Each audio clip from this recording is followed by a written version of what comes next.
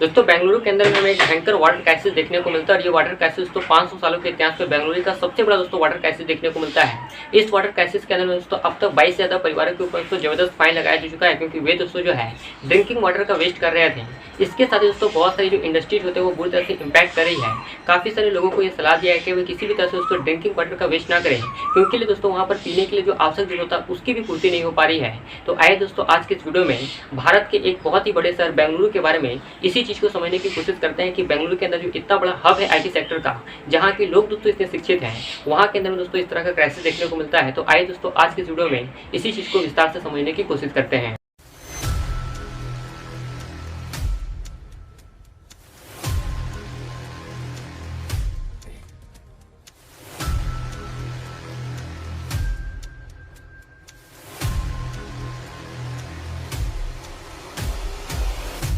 दोस्तों बेंगलुरु के water crisis के बारे में कुछ भी बात करें उससे पहले थोड़ा सा बेंगलुरु के बारे में जान लेते हैं, ताकि आप इस घटना को बेहतरीन तरीके से लीड कर पाएंगे।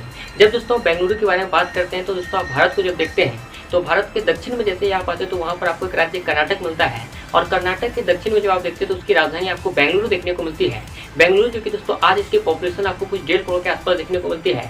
बड़े सारे जो आपको देश देखने को मिलते हैं उनकी पॉपुलेशन अगर आप मिला देते तो इतनी देखने को नहीं मिलती है जितना दोस्तों भारत के तीसरी सबसे बड़े शहर बेंगलुरु की देखने को मिलती है। अकेले इसकी पॉपुलेशन दोस्तों आज के समय आपको 1.5 करोड़ देखने को मिलती है। और जब दोस्तों हम बेंगलुरु का नाम लेते हैं तो आप सभी के मन में दोस्तों बेंगलुरु को जिस तरह से आप देखते हैं वो है सिलिकॉन वैली के नाम से, क्योंकि दोस्तों यहाँ पर आईटी कंपनी अगर आप देखोगे तो हजारों कंपनियां दोस्तों जो है बहुत सारे यूनिकॉर्न कंपनियों के जो सेक्टर हैं इन्फॉर्मेशन टेक्नोलॉजी के बारे में दोस्तों भारत के जितने भी शहर हैं उनमें सबसे आगे दोस्तों आज के समय में आपको बेंगलुरु ही देखने को मिलता है। इसलिए इसे दोस्तों हम लोग भारत का सिलिकॉन वैली के रूप में भी जानते हैं। तो आप समझ सकते हैं कि दोस्तों हमारे देश के अंदर में बेंगलुरु का जो एक इंपॉर्टेंस है वो कितना है।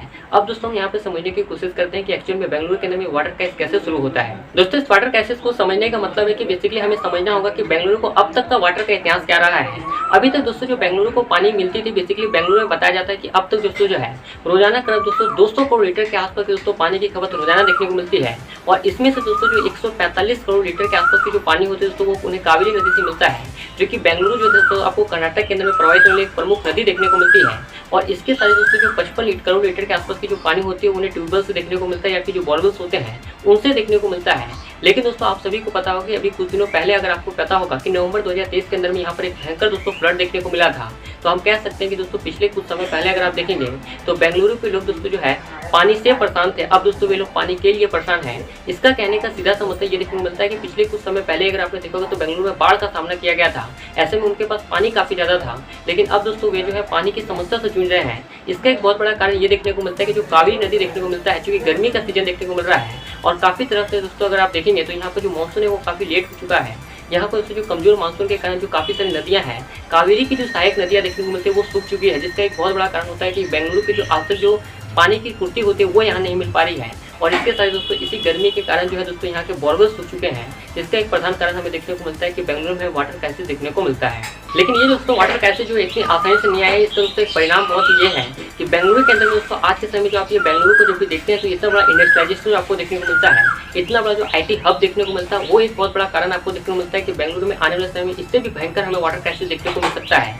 इसका एक बहुत बड़ा कारण हमें ये देखने को मिलता है कि दोस्तों आज के समय में आप जितने भी बड़े बड़े शहरों को देखते हैं उनका जो दोस्तों पूरा इंफ्रास्ट्रक्चर बना हुआ बहुत ही खराब तरीके से बना हुआ है। उनका एक नियमित रूप से नियोजित रूप से उसका नगरीकरण नहीं किया गया है। जब दोस्तों हम बेंगलुरु की बात करते हैं तो आप देखते हैं कि जो बेंगलुरु है वो पूरी तरह से दोस्तों आज आप देखेंगे तो पूरी तरह से उसको पक्का कर दिया गया है। आपको कहीं भी एक ऐसा क्षेत्र देखने को नहीं मिलेगा जहाँ से पानी दोस्तों आता तो है लेकिन पानी भीतर जमीन में नहीं जा सकता है, जिसके कारण दोस्तों जो जमीन का पानी होता है वो पूरी तरह से घट चुका है। और जमीन का पानी घटने का मतलब होता है कि जो आप बोरवेल से दोस्तों आप जब पानी को लाने की कोशिश करते हैं तो आपको काफी लंबे गड्ढे खोदने पड़ते हैं, और वो गड्ढे भी दिन पर दिन इसलिए सूखते जाते हैं क्योंकि दोस्तों यहाँ पर जो है पानी तो वर्षा के थ्रू आ जाता है, लेकिन वर्षा के थ्रू दोस्तों पानी जमीन के नीचे नहीं जा पाता है, जिसके कारण दोस्तों जो बोरवेल्स के द्वारा जो यहाँ पे मुख्य साधन है कि पानी प्राप्त करने का वो यहाँ नहीं मिल पाता है। और दूसरी चीज जो आपको देखने को मिलती है कावेरी नदी दोस्तों वो चूंकि गर्मी के दिनों में सूख जाती है। इसका एक मेजर कारण ये देखने को मिलता है जब हम भारत की नदियों की बात करते हैं तो जो उत्तर भारत की नदियाँ देखने को मिलती है, जो हिमालयी नदियाँ निकलती है वो पूरी तरह से दोस्तों 12 मासी नदियाँ होती है। लेकिन जब हम प्रायद्वीपीय भारत की नदियों की बात करते हैं तो वो दोस्तों पूरी तरह से वर्षा पर डिपेंडेंट होती है। ऐसी अवस्था में कई बार दोस्तों वर्षा नहीं होती है तो वहाँ पर जल की कमी हो जाती है और अक्सर गर्मियों के मौसम में सूख जाती है। लेकिन यही समस्या देखने को मिलती है कि दोस्तों एक प्रधान कारण हमें ये देखने को मिलता है कि बेंगलुरु के अंदर जो पूरी तरह से इंफ्रास्ट्रक्चर किया गया है उसके अंदर दोस्तों पूरी तरह से जमीनों को पक्का कर दे, जिसके कारण वर्षा का जल तो आता है लेकिन वो जो जमीन के नीचे नहीं जा पाता है और जमीन का जल नीचे नहीं जा पाने के कारण दोस्तों अंडर वाटर का जो किसी प्रकार का यूज आपको देखने को मिलता है। यही कारण जो मैंने आपको पहले बोला कि दोस्तों जब फ्लड आया था तो जो पूरी तरह से जो वाटर लॉगिंग का समस्या आपको देखने को मिलता है, इसका यही कारण था कि पानी तो आ गया लेकिन उस पानी को दोस्तों आपने नीचे नहीं ले जा पाए क्योंकि दोस्तों पूरी तरह से आपने पक्का कर दिया जमीन को। और जो भारत के जितने भी आज के समय में आपको बड़े बड़े शहर देखने को मिलते हैं, कुछ शहरों को अगर छोड़ दिया जाए तो उसमें यही समस्या देखने को मिलती है। जिन भी शहरों में आपको वाटर लॉगिंग की समस्या आज के समय में देखने को मिलती है, आने वाले समय दोस्तों वहाँ पर आपको भयंकर वाटर क्राइसिस देखने को मिलेगा। इसमें इसका एक अच्छा रूप दोस्तों आपको बेंगलुरु में देखने को मिलता है। और इसी इंफ्रास्ट्रक्चर की होड़ में दोस्तों कभी बेंगलुरु को जो है दोस्तों देश के अंतर्गत गार्डन सिटी के रूप में जाना था, तो उसको लेक सिटी के रूप में जाना जाता था। कुछ समय पहले दोस्तों अगर आप 1960 के रिकॉर्ड के आसपास देखेंगे तो बेंगलुरु के अंदर में दोस्तों बताया जाता है कि दोस्तों 262 के आसपास झीलें हुआ करती थी, 70% के आसपास हरियाली हुआ करती थी। लेकिन आज दोस्तों बेंगलुरु के आसपास दोस्तों सिर्फ 81 के आसपास झीलें रह गई है और सिर्फ 3% के आसपास हरियाली रह गई है। तो आप समझ सकते हैं कि दोस्तों जो इंडस्ट्रियलाइजेशन है वो कितना बेहतरीन ढंग से यहाँ पर किया गया है और उसका जो परिणाम हमें देखने को मिलता है कि दोस्तों यहाँ पर जल की कमी देखने को मिलती है। एक तो दोस्तों यहाँ पर कमजोर मानसून के कारण दोस्तों हमें जल की कमी देखने को मिलती है और दूसरी तरफ दोस्तों ये जो चमक धमक आपको बेंगलुरु के अंदर में देखने को मिलती है उसके कारण आपको अंडरग्राउंड वाटर की कमी देखने को मिलती है, जिसके कारण दोस्तों बोरवेल्स पूरी तरह से सूख चुके हैं। और यही दो प्रधान कारण हमें देखने को मिलते हैं जिसके कारण बेंगलुरु के अंदर में हमें भयंकर वाटर क्राइसिस देखने को मिलता है। अब इसको दोस्तों समझने की कोशिश करते हैं कि एक्चुअल में हम इंडिया से इसको किस तरह से रिलेट कर पाते हैं कि दोस्तों इंडिया में आने वाले समय इसकी हमें क्या पोजीशन देखने को मिलती है। जब दोस्तों हम वाटर की बात करते हैं तो हम सभी को एक बेसिक चीज़ तो पता होती है कि जो हमारे पूरा पृथ्वी है उसके अंदर दोस्तों 71% के आसपास वाटर देखने को मिलता है और उसके अंदर भी दोस्तों जो सिर्फ 2.5% हमें जल देखने को मिलता है वो पूरी तरह से स्वच्छ जल देखने को मिलता है और उस 2.5% के जल के भी दोस्तों सिर्फ और सिर्फ 1% जल ही हमें देखने को मिलता है जिसको हम उपयोग कर सकते हैं, अपने काम में ला सकते हैं। तो ये जो चीज़ हमें देखने को मिलती है इसमें हमको समझना चाहिए कि आज के समय जो इंडिया की पॉपुलेशन है वो पूरे वर्ल्ड का पॉपुलेशन का कुछ 18% हमें देखने को मिलता है और पूरे वर्ल्ड के अंतर्गत जो दोस्तों वाटर का रिसोर्स है उसमें सिर्फ और सिर्फ हमारे पास 4% का वाटर रिसोर्स देखने को मिलता है। दैट मीन्स दोस्तों हमारे पास आने वाले समय में पॉपुलेशन बहुत ज़्यादा होगी और पानी की कमी होगी, जिसका दोस्तों एक आंकड़ा आप देख सकते हैं स्क्रीन के ऊपर में कि 2030 तक में दोस्तों बताया जाता है कि इंडिया के अंदर दोस्तों जो 40% पॉपुलेशन होगी वो दोस्तों पानी के लिए तरस जाएगी क्योंकि उसके पास पानी नहीं होगा, उसके पास कोई एक्सेस नहीं होगा ड्रिंकिंग वाटर का। और इसके साथ ही दोस्तों इसके कारण बताया जाता है कि 6% के आसपास दोस्तों इंडिया के GDP को लॉस देखने को मिलेगा सिर्फ और सिर्फ वाटर के कारण में, वाटर के क्राइसिस के कारण में।